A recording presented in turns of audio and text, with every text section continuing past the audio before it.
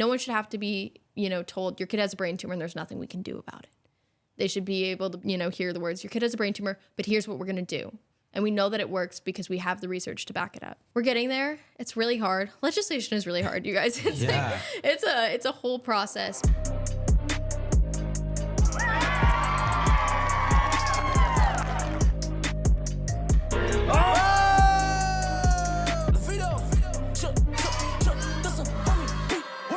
Spread good, baby. What's up, guys, and welcome to episode 25 of the Spread Good podcast. My name is Brodi Nicholas, and I'm back with the right-hand man, Mr. Celebrate Life. How you doing? Doing great, celebrating life every day as per usual, but today, really excited for our guest. Yes, we have an awesome guest, Grace Wethor, actress, model, cancer survivor, advocate. The list goes on. We're so excited to have you. I'm so excited to be here. I love that little celebrating life thing. That's such a good way to start. Celebrate life. That's his thing. I love that. Always celebrating. Yeah. Always celebrating. But just from the intro, I know there's so much for us to dive into, but let's just hand it off to you. Give us a little background, where you're from, your upbringing, and a little bit about how you got here. Oh, gosh. Well, my name is Grace. I'm a 22-year-old actress, director, author, like you already said. But my journey kind of started when I was 13. I got really sick and tired. I grew up in sports. I did figure skating. I was in the circus, actually. I did like trapeze and flew all over the air. Yeah, it was a weird way to grow up, but that's what I did.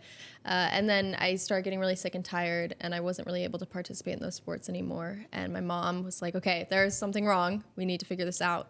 And then after about 6 to 7 months of tests, I was diagnosed on January 9th of 2015 with a brainstem glioma, which is a tumor in the deepest part of the brain, the pons, which means that it's inoperable, and chemotherapy and radiation also don't work. So I was told that there was nowhere on earth, actually, that would be able to help me medically, and I was sent home with about an 8% chance of survival for 6 months. And I was told to go and make memories and drink Gatorade because I was passing out like multiple times a day at this point. And so that kind of was the catalyst of changing my entire life and setting me out on this journey of celebrating life every single day and living every day as if it may be your last, because I thought I only had 6 months, so I didn't know when that was going to be. And it turned into the career that I have today. Wow. Sorry to throw that all at you. That's amazing. Yeah, but that's where it all began. Wow, no, that's amazing that you're still here with us today, thriving. Yeah. You mentioned something that I hadn't heard in a while, the pons, the brainstem. Isn't that like DIP-G? Have you heard of DIP-G? I haven't, no. Oh, okay, so that's DIP-G. DIP-G, Yeah, yes. DIP-G, So yeah. DIP-G, yes. So when I was diagnosed, they diagnosed it based on imaging because they can't do biopsies in that area of the brain. So originally it was presumed to be DIP-G, just based solely off of images, which is a really difficult community to be in. Tumors in the brainstem, unfortunately, don't have the best outcome. So I was in a group of kids who were diagnosed around the same time as me, and I'm unfortunately the only one left out of that group of original kids. So there's a lot of DIP-G families in my life. One of my best friends, Jace Ward, passed away from DIP-G. So it's definitely close to our family. And one day I may be able to get a biopsy. We don't know what kind of grade my tumor is or what the makeup is or what the cells look like because they can't get to it. But if it grows one day, that might be something that we explore and we kind of figure out a little bit deeper. But yeah, DIP-G is kind of at the center of a lot of the advocacy work I do. I think it's a good example of kind of the worst of the worst. It is a brain tumor. For people who don't know, DIP-G is a type of brain tumor, and it's a less than 1% survival rate. That's kind of where my original percentages came from too. And I think if we can solve DIP-G, we can solve hopefully all pediatric cancers, which then lead to solving a lot of pediatric illnesses and then hopefully all illnesses. So I think it's a good place to start for sure. 100%. Wow. Yeah. What an inspiration that you're here, because we have sponsored multiple DIP-G patients through our charity, and unfortunately none of them are here with us today. It's a horrible illness. I mean, I think I became really close friends with a woman named Ellen Miller, whose daughter Gabriella passed away from DIP-G. And it's really terrible because it takes away a lot of the bodily functions, but it leaves you cognitively intact. So like I don't have any issues like remembering or with my brain or anything like that. It's mostly like physical ailments that come up with this type of tumor. So these kids are aware fully the entire time. So it's a really horrible thing. And then eventually it starts affecting their heart and their lungs until it kind of like takes over. But yeah, there's so many incredible moms and parents who have lost their kids that are now doing like amazing advocacy work, especially in DC with legislation. So yeah, they're kind of like the toughest people out there. It's crazy what they end up doing after their kids are diagnosed with that. Absolutely. And I know we're going to jump into that. Yeah. But coming back off being 13, being diagnosed, then you got into acting and modeling. Yeah. So what kind of inspired you to get into that kind of work? I think I grew up in the circus, like I mentioned. So I was always in an environment that was very creative. I grew up reading, scripts for that and being in the costume department. I used to follow this like woman around who's like so eccentric, and she would make all these costumes by hand. And I thought it was just the coolest thing ever. And, there was that element of teamwork and that element of from idea to final product. And I fell in love with that process of seeing literally from somebody's brain, we could turn it into this thing that people come from all over to see. And I just thought that was the most magical thing ever, that your brain could create something in the real world. And for me, I found that I could do that myself in the filmmaking space. It kind of felt like a way to document that creative process in a way. So I always knew that I wanted to be in entertainment. I wanted to be out here acting. I was signed for acting back home before I even got sick. And then I think the diagnosis was this moment where I decided I needed to be doing the things I wanted to be doing now instead of waiting till tomorrow or being scared to pursue it and being scared of maybe failing. I think it kind of took away that fear. Like failure seemed like the least of my worries at that point. I might as well just try. So that's crazy, because I know a lot of people, whenever they have something in their life like that, that they're afraid of losing a loved one or losing their own life, it changes everything. So, that's just amazing that you did that. How long were you in the circus before that? Yeah, I'm interested in the circus. We can go back to the circus. So yeah, I feel like the circus is like a good place that kind of like captures the mindset that my family and I started adopting. I went to a show with my mom when I was like, I want to say like 6, and I was like, that's what I want to do. And she's like, okay, let's figure it out. So I started they had like summer classes there, and they would like train you how to do little things. And I ended up doing it for like, I think 7 or 8 years. I was there. I was like flying through the air and like hanging by my toes, like 30 feet in the air. Like it was very crazy. But I think for me, it was a place where I learned a lot about like teamwork and creativity and pushing yourself to that level of when you want to achieve something, you kind of have to find the discipline to do it. So I think a lot of my discipline and a lot of my mindset came from that circus realm. And then when I got sick, unfortunately, you can't hang upside down by your toes anymore. But I found a way to create that activity in my life, in my new normal, a lot of cancer patients call it. It's amazing. I mean, I want to be in the circus. I want to fly in there. They still have summer camps. You could go there. You could do it. I have a 4-year-old daughter, and maybe I'll put her in. Oh my gosh, she would love it. She loves jumping all over the place. So yes. Maybe. Oh my gosh, yes. And so you're originally from Minnesota? Yeah. Okay, so was acting what brought you to LA? Yeah, so I moved out here. Right after I was diagnosed, we rented an apartment over the phone. I do not recommend doing that. It was not a great idea. But we just kind of were in this, I think when you are told that you may have any amount of time to live, I think it puts in perspective everything that you think is necessary becomes like just little silly things. So all of these things that I woke up and I was like, this is required and I have to do perfect on this science test. I was in 7th grade at the time. And so all of those things that I thought were so important were not important anymore. And so I left school in the middle of 7th grade. I started homeschooling and like focusing on building my creative mindset and my creative brain. And we rented the apartment and we moved to LA and we started coming out on the weekends. And then I got signed like shortly after I came out. And I think it made me focus on something else, like it was so crazy. I was going to the hospital during the week and then coming out to LA on the weekends and like auditioning and meeting with like my agents and my managers. And I think coming out here gave me something to look forward to. And so, it got me out of that sick mindset. And I was always like, okay, I have to go. I have to go do this. And it just kind of turned into my life after a little bit. Wow. That's amazing. Yeah. You must have had some really cool parents. Yeah, my mom's really great. Yeah. To make that happen. Well, we always just, it's just me and her, and we always said like every day is an adventure. So that was like the mindset that she was always pushing on me. And it was always like, you can be sad, but you can't be sad for too long. And so I think that's kind of like, it was our way of saying like, you can't let this define you, or you can't let this hold you back or stop you. So I often say, although it was like the most difficult thing that I went through, it's the best thing that ever happened to me because it forced me to do the things that I should have always been doing. And so kind of shifting that mindset from a negative one to a positive one, I think was a really big thing for me. And I used it as a way to fuel me forward in my career and in my life and in my passions, instead of letting it kind of hold me back and keep me home or keep me sad or keep me whatever. Yeah, you didn't let it define you, and I guess you went through treatment during the week and you just were looking forward to doing your acting and doing the things that you want to do. So you turned everything into a positive. That's amazing. That's really cool. Yeah, I think the word like define is something that comes up with a lot with a lot of cancer families. It's like, obviously you can't let the illness define you, but I like to also add to that, I say it does influence you because it is something that you went through. So I think it changed my entire like perspective of the world, and it influences every single little action that I take every day. I think the word like define is like how I make sure that it doesn't hold me back, and then influence is how I make sure it pushes me forward.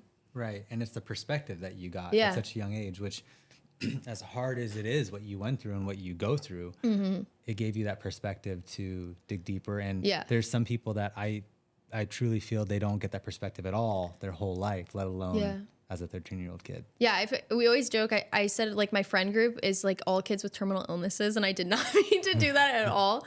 But like, one of my best friends has cystic fibrosis, and like the other one has like gastroparesis, and like I think for me it was because they just understood that perspective. They understood, the way that I looked at things and the way that I valued different aspects of my life that a lot of kids my age didn't value.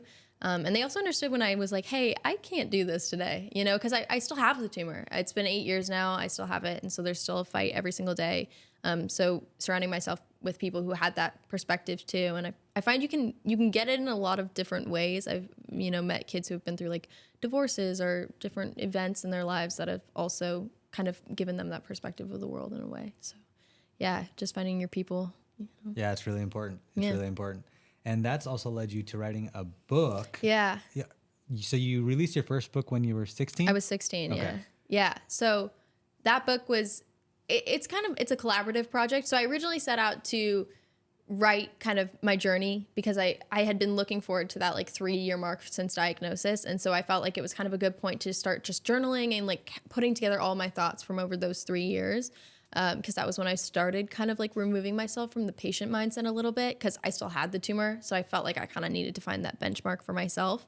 But I started writing and I realized because, chemotherapy and radiation don't work on my tumor and surgery is not an option, I felt like I had a very different experience from a lot of families. And I didn't know if I could tell the story in full. I knew I could tell a little bit of the patient process, but I wanted people to be able to be more informed.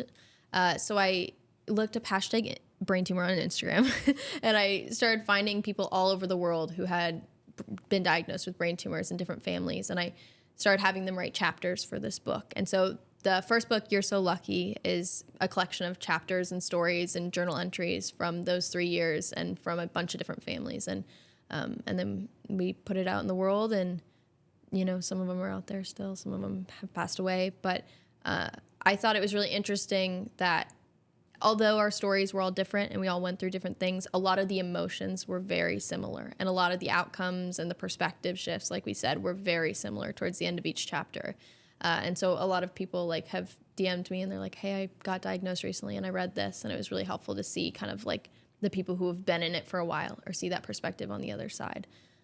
So yeah, that was kind of how the book, or how the You're So Lucky community, I guess, was born. Right. And that turned into a series as well. Yeah. Yeah. So then 3 years after those 3 years, I did a docuseries kind of interviewing some of the people from the book and checking in with them and seeing where they were at now. Wow. It's really cool. What was that process like, talking to all those families, getting them to write their stories? I think it's difficult at times. Obviously, I think we see a lot of things that are really hard to see. And I think some of that is like, I will never fully understand how like parents handle that. That's like the one aspect that I have not been able to grasp. I don't know how they do it. But it was really wonderful for me because it was the first time I really had met people who had brain tumors or gotten close to people who had been through this. And so to have people that understood that perspective and understood what I was going through kind of without the need for words sometimes. Like I feel like we communicated just by like sitting next to each other. It was really wonderful. And I think that was the start of building my own community. And I think community is so important because especially in the illness space, like when you're diagnosed, you know that other people are going through it, but you don't really know. And I try to remind myself of this every day, and I try to, share this through a lot of my work, is this message of seeing the unseen all around us, understanding that everyone is going through something, whether they choose to share it or not. That person at the grocery store, like, yelling is going through something, or the person in traffic is, like, going through something. And I think it's really easy to forget that everyone is, like, the main character in their life. Like, everyone is living in themselves. It's such a weird thing to think about, Right. but that's how it works. And we've only ever been in our own bodies, so it's really easy to forget that. And I think, like, sometimes the brain tumor community can be a good example of that, because, like, walking down the street, I don't look like someone you think has a brain tumor, but I'm dealing with seizures and headaches and symptoms, and I'm at the doctors a lot. And so I think it's just kind of a good reminder to look at each person and know that everyone has had their worst day, not ranking them to everybody's comparing, but everyone has had their worst day, and everyone has had their best day too. So I try to, find that perspective of seeing the unseen in all of my work and with these families too. That's a great perspective, because, yeah, you see people get angry, or you see people crying, and you never know what they're going through. Their truth is their truth. Yeah. You can't really tell them how to feel about something. And I know through the work that we've done with the nonprofit, just meeting parents, siblings of kids who are battling cancer, everyone has a different perspective, and you just have to try and understand what everyone's going through and just give a little grace. And yeah. Absolutely. And with that perspective and that mindset and that passion and intent you have every day, do you think that's helped you? I'm going to just say in Hollywood, because so Walter and I both have worked in Hollywood on TV shows. That's actually how we met, on the back lot of Universal. And there you go. I've always been an advocate of, like, you get what you get. So if you're a good person, you're going to attract great people. But as you probably know, in Hollywood, there's just, like, some people that don't have that same perspective. Yeah. So how has that been? Is that, like, when you work with these people, like, is it hard because their perspective is so skewed? Or is it that your perspective is so strong that you just have so much empathy for them working with them? If that makes sense. No, I totally understand that, because it's hard, because I think, especially in entertainment, you go to work and, like, you are kind of, like, invisible. Like, you don't necessarily always know the people you're working with. It's a very fast environment. You're with them for, like, 15 hours and then you never see them again. Yeah. I think it's influenced my work in a couple different ways. It really does influence the stories that I want to tell. So that's, like, my big thing, is if I can tell a story, then when I go to work, I can be a chameleon. And usually people don't really know what I've been through necessarily if they don't know me personally. But I think the stories that I choose to tell through film, and the stories that I choose to tell as an actress and as a director, they are those stories of showing the unseen. It's a lot in the medical space, and even, like, like, I'm working on a new book right now, and the story isn't necessarily related to what I've been through directly, but it has that perspective of the world, I think, injected into it. So I think for me, when I work in entertainment, what really fuels me is the story that I know is going to eventually reach the audience. It is definitely really hard, I have noticed, but I think you can flip that reminder of seeing the unseen towards yourself too. Having that empathy for yourself, knowing that they don't know these things about you too. And they're just saying kind of, what's my overall final goal? And for me, that's putting a story into a world that could help any one person. So yeah, the stories that we tell drive me to kind of go through those hard times, for sure. I love that. Yeah. I love that. And through your acting, have you gotten to meet any of your idols? Oh gosh. I don't have any good stories about this. Okay. I feel like I've met so many. It's kind of those weird things where you, like, talk about somebody and then you show up on set the next day and they're there and you're like, oh, I was talking about you yesterday. But yeah, I've been really lucky to work with, like, a lot of people in film that I really look up to. And I think there's something so wonderful about just, like, being a fly on the wall and watching, like, different directors that I've always looked up to.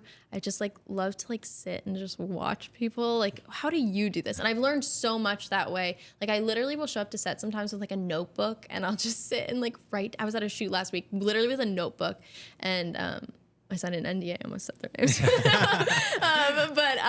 Yeah, it was so wonderful for me to just, like, literally sit and, like, watch their process and watch them work. But yeah, I've been really lucky to work with a lot of people I grew up, and especially my friends too. I have so many friends that, like, I grew up watching on, like, Disney Channel and Nickelodeon and stuff like that. So it's weird now. I'm like, oh, I'm in your house. Yeah, that literally happened to me. Like, there's a guy I used to see on this commercial all the time, and then 6 months later, he's, like, my roommate in LA. And oh I'm my like, God, that's the most LA story I've ever heard. I love that. Now we're great friends. He's still acting in New Mexico. Did you know that's, like, there's a lot of films going on in New Mexico? Yeah.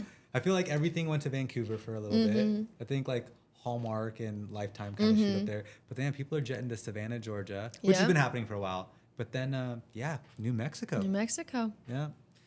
Road trip. There you go. Is that the new Hollywood? Probably I got the don't know. good tax credits, you guys. Something like that. Yeah. It is. Yeah. Have you been to New Mexico, Nick? No, but we've sponsored many kids out there. Which that is true. Yeah. Don't we have a kid out there right now? Yeah. Yeah. Albuquerque. Shout out Albuquerque. Yep. Tune in. I don't know. I'm not in film. I'm not in Hollywood. I'm just a guy on a podcast. Guy on the podcast is like a good job to have, though. Yeah, Like, it's pretty fun. It's pretty fun. Very good. So is your favorite thing telling stories and being a director, or do you like being in front of the camera?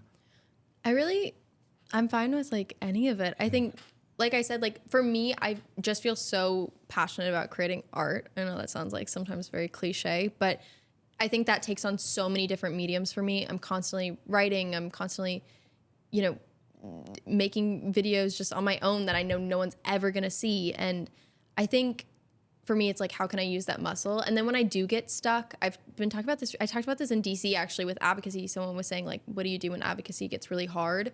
And I had gotten this advice in my art side of my life of like shifting mediums. So like when I get stuck in writing, I'll like pick up a guitar and try to write a song from the character's perspective just to like try something else.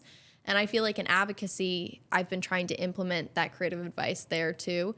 So like we had a really hard time with like some pieces of legislation. And so we went out and we did a documentary instead. So it's like, where can you shift avenues when you're stuck creatively?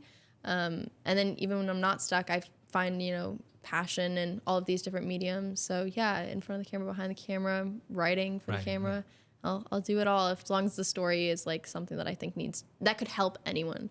That's my thing. Cause I grew up like watching film and watching TV, especially in the hospital. I grew up like watching like YouTubers, and I think they would just say like 2-3 words that were right, or like one sentence that was how I was feeling and how I was thinking in my head. And just hearing somebody else say those things that you're thinking, there's nothing else like it. And I knew that if I could create something that looked beautiful and people felt impacted by the words being said, and I could help just one person feel understood or feel seen, it goes back to, seeing the unseen. If I can help one kid feel like they're understood in their bedroom in Minnesota, then I've done my job. It's so cool how your perspective really does lead into every aspect of your life. Yeah, it does. Like, you really live the lifestyle, which I think is so cool. It's hard. You got to like remember, because then you're like, ugh, I have to pay the electric bill. There's other things to remember. For sure. But I just love that your whole purpose and everything that you do is helping people. That's what we're doing this for. And it's awesome to hear. Thank you. Yeah. And how did that lead into GRAE? Gray. Yeah, okay. Gray Entertainment. That was, for me, again, it was just making sure the stories I wanted to be told were being told. I knew that I had met so many families that had so many stories that I was like, this could help so many people. And whether people have been impacted, I find my work kind of goes on like one of two missions. The mission is either for people to see themselves on screen exactly as they experienced it and be like, whoa, other people have been through this too. Or my second mission is like, put people in the shoes of someone that they've never been. So if I can put you into the perspective of one of these families, or put you into the perspective of being someone with an illness, I think that's like a really important mission to get people to understand the things that they've never personally been through. And so at Gray, it was how can we tell these stories and give them the platform and do this, documentary work and this fiction work that reaches the right audience. So I started, our first project was like a young Hollywood project. So I interviewed kids with over it was like a total of like 200 million followers, just about like the work that they were doing, but also kind of behind the work. Cause I found that like, they didn't really have a platform to say the stories and say, about the causes that they really cared about. They were all on TV and they were all doing things, but no one was really asking them about non-project related things. So we did the Young Hollywood Project, kind of interviewing all of these different kids who were on TV and in movies. And then that turned into a lot of documentary work, and we started publishing books and just telling those stories that I thought needed to be told. That's awesome. Yeah. Again, you're doing awesome things. Thank you. Do you think that that Young Hollywood documentary helped some of those people who were already famous, but they didn't really get to talk about?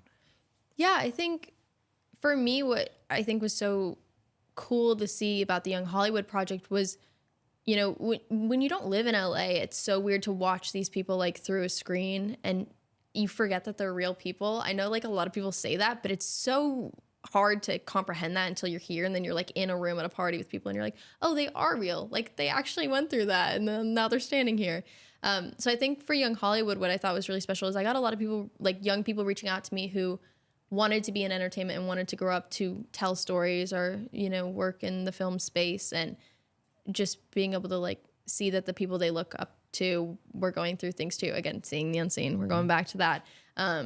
They were all talking about like their hopes and dreams. And I was like, I thought that was so interesting because I didn't even really think about that question when we started with it, but like asking these young kids who, you know, had all of the success in the world, what's your hope and dream? And most of them were like, so not what you would think. They were like, oh, I want to like write a poetry book. And you're like, oh, that's so cool. No one's ever like, you've never talked about that. So yeah, I think Young Hollywood was really cool to like bring that humanity out of these people that I grew up looking up to, and I think a lot of other people look up to on social media or just see on social media all the time. It's, you know, it's a highlight reel. So kind of going behind the work and behind those highlights on Instagram. For sure. And where can people watch that? The Young Hollywood documentary, I think it's on our website. Okay. Yeah, it's a little book too. So Cool. Yeah, got it. We'll put the link in the bio. Oh, thank you. Yeah, we gotta check that out. But going back to your journey, your ongoing journey with cancer, you know, some people, especially when, you know, they're not in full-time treatment or whatnot, and they're able to have careers, they just kind of leave that part of their life behind. But you found ways to continue to advocate and spread good for other people. And you've taken it all the way to Capitol Hill. Yeah. So tell us a little bit about that. I think for me, it is, you know, a daily conversation of kind of not leaving it behind, but figuring out how I can take myself out of that patient perspective. Because I've been here for 9 years now. It'll be 9 years in January. And so I don't want to hold myself in that place of sickness. So I think I personally started distancing myself from the illness like a long time ago, especially because I'm not actively in treatment and I'm not like, it's not really a part of my world every day. I mean, it is every single day we're talking about it, but it feels like it was something that I went through in the past. And so I kind of felt like I mentally started thinking about it in that way too. But as far as the community and the cause, it's like you can't unlearn the things that you've learned. And so I felt a really big responsibility towards the people that I had met. I've, you know, seen a lot of young people, unfortunately, pass away from this illness who had so many incredible things that they wanted to do. I think Jace was an amazing example of that. And I'm on the board for his nonprofit now. And he just had so many things he wanted to do. And I have so many friends who had so many things they wanted to do. Like my roommate, Kate, at summer camp, like she had so many things she wanted to do. And like, they just don't have the opportunity to do those. And so I feel kind of like a liaison for their voice in a way. Like the board on Jace's foundation, it's all like his friends. It's all young people. And I think that was his mom made that decision. I was like, I think that's such a cool idea because really we are here to carry on his voice and carry on what he wanted to see being done, you know? So I feel like I feel a big responsibility to continue on as much as I can, continue spreading the word and continue raising awareness. You know, a lot of people don't know, but we really need help in the cancer community. Brain tumors, we don't know what causes them. We don't know how to cure them. It's now the most prevalent and deadliest form of childhood cancer. And like 95% of it is funded by parents and parent-led foundations, which is like so unacceptable for people who've already lost their children. It's like, can you give them like a break? Like we need to figure out a better way to do this. And so I feel if literally just telling my story and what I've been through can help in any way, then I'm going to continue doing it. So I started going to Washington, D.C. to work on cancer legislation. I started with a bill that was focusing on DIPG brain cancer awareness, actually, and it would designate a specific day in May to be DIPG Awareness Day. Because if we can have national awareness and people understand that we need help, we have ideas. That's the big thing. It's like when I was diagnosed, there was nothing. I was told that there were some weird trials in some random countries I had never heard of before, but really there was nothing. And now 8 years later, we're starting to see hope for the first time. And this is like big news because there was nothing, no ideas. And now there's ideas and there's trials, but these trials are getting shut down in the middle of them. You know, the government's getting shut down and kids are being turned away from their treatment in the middle of their process. There's so many systematic issues that need to be fixed here. And so I think if we can have national awareness that this is a problem that can lead to more funding, and then the research can continue. I've heard so many terrible, terrible stories about families, getting cut off of chemotherapy because the government can't balance budgets, and having to go to Mexico to try to find medicine. And like, there are so many things happening. And so I started going to DC to work on these different pieces of legislation. One of them, Ellen Miller, that I mentioned earlier, and her daughter, Gabriella, there's a program at the NIH called Kids First, and it's funding pediatric research. And so they're working on the 2.0 version. So we just did a day on the Hill for that. And we just go to different Congress members and share our stories. And like I said, like, show them that we're real people. And, we're numbers on a page, but we're living, I have to wake up and live with this every single day. And there's so many families that have to wake up and live without their kids every single day. And that just shouldn't be the reality. No one should have to be, told your kid has a brain tumor and there's nothing we can do about it. They should be able to be, hear the words, your kid has a brain tumor, but here's what we're going to do. And we know that it works because we have the research to back it up. So yeah, I feel this kind of responsibility for my friends and for the people that I've met along the way. And we're getting there. It's really hard. Legislation is really hard, you guys. It's a whole process, but I have hope, and I think we're getting a lot of people signed on who want to co-sponsor it. But it's a long journey to get bills passed and get laws in place, but we're on our way.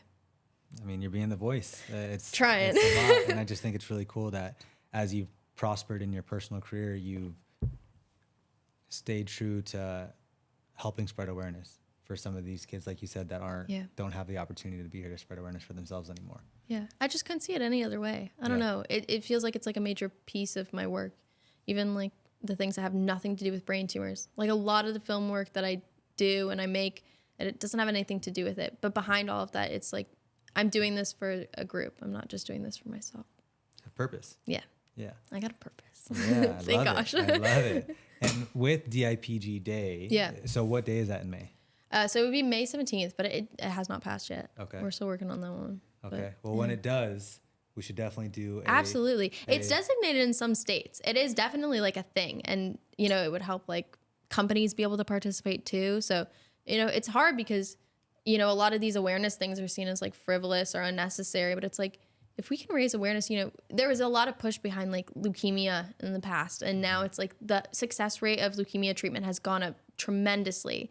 And, DIPG is the worst of the worst, and brain tumors are now the most prevalent and deadliest, like I said. So if we can focus on this, we can help all of the different areas of childhood illnesses in general. So, May is Brain Tumor Awareness Month. So it's a fun, busy month every year. Yeah, I say Spread Good Squad launches a custom piece, and we'll donate the proceeds to Jason's Foundation. Let's do it. I would love that. Yeah. Oh my gosh. Let's make it happen. Yeah. So that sounds amazing. Cool. Is it Go Gray in May? Is that the Go Gray in May? That's the one. Yeah. That's awesome. I hope it passes. I know it's a lot of work. I see a lot of our parents pushing for legislation, Childhood Cancer Awareness Month, all the different months and days, and it's a lot of work, and I really commend you and everyone that you're working with for doing all that hard work. Thank you. Yeah, these parents are tireless advocates. I don't know how they do it. I'm like, I just show up and stand there, and then I talk a little. But like, I've seen these parents who are like, sometimes like less than a month out from their kids passing, and they're on the Hill telling their stories, and I'm like, this is like the reason that we're all here. Like, this is the reason that we're alive. I know that sounds like so generalized, but to like see these people coming together in these difficult times and just standing next to each other and like hugging these people that they don't know and just telling their stories and hoping that their experiences could have some good in the world. Like we said, they're turning it into like this positive thing and this good thing, even when like that's the last thing that you want to do. Some days it's really hard to get out of bed, or, every time you open your phone and you look on Instagram, you're seeing somebody that you knew pass away, and it's like, it's tiring and it's maddening. And Jace's mom, Lisa, gave a speech in DC after me, and I was like, I'm tired of fighting for my life. And she gets up there and she goes, I'm mad. And I was like, that's such a like good way to just put it. Like, she's like, I'm mad that we still have to be here and do this. She's like, I should not be here. I should be at work, and I have to come here and I have to yell at you about what I had to see every single day. And she said something that I think stuck with a lot of people. She was like, until I was 50 years old, I didn't know any kids that passed away. And now I know like 10 in the last week. And that shift in reality is something that I said you can't unsee. And so, yeah, I'll keep talking about it until I can't anymore. So, Yeah, we've seen that over the 9 years for him, over like 4 or 5 years for me. I was just at a celebration of life for a little girl, Lily Rose, who passed away, and her mom is starting a foundation, and it was just amazing to see everyone there, hugging everyone. Yeah. There were other little kids who were best friends with Lily Rose who were doing speeches, talking to everyone about how much they miss her and how much they wish she was still here. And it's heartbreaking. But the work that you guys do, I think, it's priceless, and just keep it up. Thank you. Yeah, it's just so wild. Like you talked about how, that mom didn't know any children that passed away. And then they, attend, like, it was just a few months ago, Lily Rose was right here in the studio with us. Yeah. Like she was just here meeting Carson. Yeah. We were having pizza on this table, like literally. I don't know, and doing this for so long. So we talked a little bit off camera. Before we started the Spread Good Squad, I started a nonprofit. And being around these kids, like, it's changed our lives, changed our perspective. Yeah. But it never gets easier. No. And you said a word, tiring, and not in a like but it's just it's not like it gets easier. You know what I mean? It's not like, oh, I'm used to it, and it's like, no, this is like exhausting. And this is from like a perspective of just somebody supporting, like and like you said, like being a parent. It is a really, really tough road. So for these families that stand up there with you, like you said, I know some of these families less than 30 days after the kids pass, they're up on the hill. It's just like, man, it's heavy, but it's inspirational at the same time that they are being the voice that their kid no longer has. Yeah. And I think what's so interesting about this community that we kind of got forced into or, joined because it happened to somebody close to us is, it doesn't discriminate. You can be from any background, any state, any country in the world, any class, like literally anything. And so when you see these people, it's like you're meeting people that you would have never met otherwise. And I think there's something so uniting about that, and it creates a community that has people from every perspective who are united through this thing that no one wanted to. They always say, like, it's a club that you didn't want to be a part of. I was just about to say that. I was just the about club to that say no one that. wanted to be a part of, but you're really glad you are. Right. And one of those things, I was just talking to a mom who her daughter's 2 years out of treatment now, and talking about just that is like, it's a club you never want to be part of, but then like you walk out with like these best friends that are completely different cultures. A lot of these people, thanks to Instagram, completely different states and countries, but they're family. Yeah. And that's something that I'm grateful for over the last 9 years, to come out of a bunch of family out of this, even though it's ridiculously tiring and hard and sad. And all the bad stuff, there's been some really, really good memories. Yeah, I mean, we talk about it all the time. Some of our best friends are people we would never have talked to. Yeah. But because we're in this community in the way that we are, we're just such close friends with them. And then when we're with them, it's like easier to talk about things because we know, like, we're not talking about frivolous things. We want to change the world. We want to help as many people as possible. And all these families that are part of the nonprofit supporting Spread Good, they're giving back because they want to help us change the world. And you're changing the world, and hopefully we can help change the world. But yeah, it is a club that's heavy. Yeah. And it is tiring. Yeah. Because no matter what we do, it just seems like, kids keep passing away. Random admittance. But I think it's even crazier when you're talking about that. It reminded me, like, when it is the person, like, across the street from you, too. Yeah. Because although we are meeting people who are completely different from us and are from across the world, too many times, because this is a random club, it is that person across the street from you. I've had so many stories of people being like, our best friend's kid had this, and so when we saw it in our kid, we knew that something was wrong. We had to get it checked right away. Or like, I always tell this story of one of my good friends, Gigi, I met in science class. There was 4 kids in our homeschooling group, and I was like, oh my God, my eye is twitching in front of all these kids. And I was like, I have a brain tumor, I'm good. And I'd never talked to her before, and she leaned across the table and she said, I have a brain tumor too. Oh, wow. And we've been like good friends ever since. And it's like, it's these people, like we said, seeing the unseen. I would have never known, because like I was in homeschool, so I would like go to these science labs twice a year, maybe. I would have never seen her again.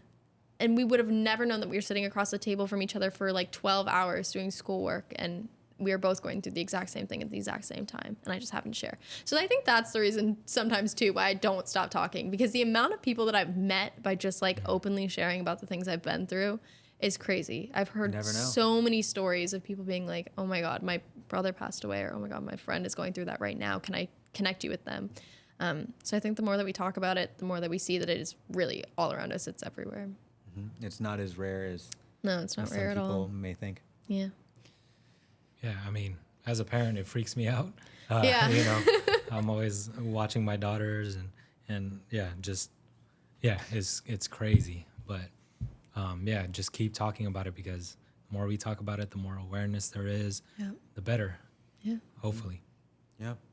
And it's just so full circle, because obviously we just met today. Yeah. But you were diagnosed 9 years ago. Yeah. That's when I started the nonprofit. That's crazy. So you and Sam are the same age, which is nuts. That's you think about that. We started this journey we're at going the through this. same time. Yeah. And I think it's so great. I mean, I was in Minnesota. You were out here doing this, and now we're sitting in the same room 9 years later. So wild, all because of this thing that no one wanted to be a part of. Yeah. Wait, so Sam was the same age? Yeah. When you Well, because I think 13? so. Sam started in June of or July of 2014. Mm-hmm. So maybe 1 grade past you, but yes, it's technically 9.5 years now, because July. Yeah. Wow, 10 years coming up. It's crazy. That's nuts. But 10 years is a big one. yeah. Like a long time. It is Yeah, a long time. we're sponsoring a kid in Minnesota right now. Yep. Isaac That's awesome. from Ramsey, Minnesota. I don't know where that is, but yeah, I think it's close to I Minneapolis. actually don't know where that is either. Somewhere in Minnesota. Somewhere in Minnesota. Yeah. But that's That's really cool. awesome. What's his dream? His dream is to go on a dream trip to Hawaii. Oh, Okay. good Yeah, one. like Oh, that. love it. That's I love That's a great dream. That's what I would choose. But yeah, we're fundraising for him now. Hopefully, get some news stories on him and make his dream come true. That's super really cool. That's really cool. Do you go back to Minnesota often? Yeah, sometimes. Okay. Yeah, I go for like a 4th of July. I like to be on a lake Nice. for the 4th of July. That's like my go-to. I don't go back very much anymore though. Okay. Yeah, Oh, cool. it'll always be home though. Yeah. No, Minnesota's fun. Yeah. I don't know. I've never You ever been? Nope. Yeah. It's pretty fun. It's like summer vacay all the time, but there's snow. Snow. That's Yeah, like a snow weird is way to kinda- describe it, but that's how it feels Snow sometimes. is kind of cold. Is it? It's not cold on July 4th, right? It's No, it's nice and hot. warm. Yeah, Yeah. Nice. very So hot. you have all the seasons. We got all the seasons. Nice. Yeah, Here in LA, it's summer All, the all time. year long. yeah. There you go. So, and then before we let you go, I know you have a cool project coming up. Oh right? yes, I do. So- Yeah, I think I mentioned it like earlier a little bit Yeah. without naming it, but yeah, I wrote my first public fiction book that it will be coming out later this year in 2023. But it's called Seven Thompson and the Art of Remembering, and it's about a 17-year-old boy named Seven Thompson who loses his memories through a traumatic event, and him and his friends go on an adventure and do a list of 7 things to try to help him remember his memories. So, like I said before, although it's not about brain tumors, and a lot of my work isn't about brain tumors, I found that while writing this book, that perspective got injected into the characters in a way that I didn't even mean to happen. And I think although the book is about this kid and his memories and trying to find them, it's really about kind of the point of the universe and looking at the world without context. I think when I was diagnosed, I was told that this was like a terrible thing, and it put this bad context on this situation. But as I started moving to LA and doing the things that I loved, I didn't really identify with that word anymore. And so with this book, the entire question was, how would your life look if you looked at it with no context? You know, anything can be beautiful if we look at it with love instead of like anger or hate. I do this thing where I take pictures of literally everything. I will take pictures of like a crack in the sidewalk or like graffiti or literally a pile of trash and be like, look at how pretty. And my friends are like, oh my God, we cannot pull over the car again to take a picture of a wall. Like, this is not happening again. But I realized that they all started doing it too over time. And it felt kind of like this practice of gratitude, just looking at the world a little bit closer and being like, most people would see this as terrible, but I'm going to choose to see it as art and see it as beautiful. I spilled a glass of like water that was full of like dirty paintbrushes last week, and the first thing I thought was, oh my God, I have to take a picture of that, instead of like, oh my God, there's a mess all over now. And so with this book, it was, you know, how can I take this perspective of what I've been through and inject it into these characters who have never been through this thing? So yeah, how can we look at the world? What would happen if you lost all of your context and all of your history And how would your life look different if you woke up in this life and you looked around and you said, oh, okay, now I'm here. I don't remember anything. And what's beautiful around me. And I think life would be a lot different if we looked at things without stress and without hate and just chose to look at it with love. So these characters kind of go through like a lot of ups and downs, and they realize a lot of things about their past and before he lost his memories. But it's that exploration of what could the world be if we chose to look at it a little differently. Well, I cannot wait to read that book. Yeah. Thanks. I love that. Thank you. I need to do that more often. Sometimes I'm stressed. It's hard. It's an everyday lesson, you guys. Yeah. It never ends. It never ends. It never ends. But yeah, we can always choose to look at something differently. And I love that. I love that. That's the theme of your book. Thank you. How can people find the book? I'll probably announce the date on my Instagram eventually, but it'll be in Amazon, Barnes & Noble, and independent retailers over the world. So yeah, I'm very Nice. excited. Wow. So one more question. Yes. There's been so many good messages, and I've just been thinking about all the people listening in right now, parents, people who've gone through different programs. And then I just think about one kid listening right now that's going through something super hard, whether it's a diagnosis or whether it's a divorce or a family death. What is one thing, if they're listening to Grace Wethor right now, Oh gosh. that you'd like to share with them? I guess it is that perspective shift. I think when you go through something that's that hard, your ego kind of gets stripped away. So you have all these things that you think are important to you. You have, you're influenced by the people around you, by your friends, by the way you grew up, by the opinions of everybody around you, by the opinions on social media. And when you go through these things, you have this moment where all of that is gone. And I think in that deepest, darkest time, just listening to yourself and discovering who you are away from all of that. It's kind of this concept of like, who are you alone in your room by yourself at night? And I think when you go through things that are really difficult, you have a really special opportunity to explore that in a way that a lot of people don't. So if you can journal, if you can think about it, if you can explore what are my passions, what are the things that get me out of bed, even if it's something just as little as like cereal that day, like that's what gets you out of bed. I think when I was sick, I literally had like 5% energy, and I would use that 5% energy to get up, go to my closet, put together an outfit, look in the mirror, be like, that's sick. And then I would go lay back down because that was all the energy I had for the day. And then I would lay in bed in my cool outfit all day. And I think for me, that was just like a way of making sure that I stayed myself through this really difficult time, even if I wasn't going outside, even if I was still going through this thing every single day. And so I think taking this as an opportunity to learn a little bit about yourself and then building back better every single day in your new normal. It will never be like it was before, but you can find what are these aspects of me from before that I want to carry in, and then who's the new me that I want to build.